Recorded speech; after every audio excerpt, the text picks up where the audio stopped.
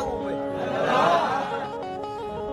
કારણ કે મારો બાપ ભાઈ 11 વર્ષ જણા હતો ને ત્યારે ભાઈ એવું કહેતો ભાઈ શું કીધું ભાઈ રાઠોડ ને ભાઈ પાડોશ નું જેલું ભાઈ રાઠોડ નું ભાઈ અમારો બાપ ભાઈ વેદાજી એવું કહેતો ભાઈ કે મારો વેગત જ્યાં જાય ને ભાઈ કઈક કરીને આવે ભાઈ. જગતમાં તો કઈક કરીને નાનું આવું તો એને કામ પડે ભાઈ ઘેરની કિંમત તો રાખું તો એને કામ પડે. અને એવું કહું છું ભાઈ રાતનો ભંગાર ભાંગ્યો છે ને એ સીધીભાઈ અટવાવશે અને જે ગેસ નો છૂટે ભાઈ જે હાંસા નો મળે ભાઈ સીધીભાઈ કહેજો બધા હાંસા ભેગા કરીને નાખો તો એને કામ પડે. લાલ ધોળી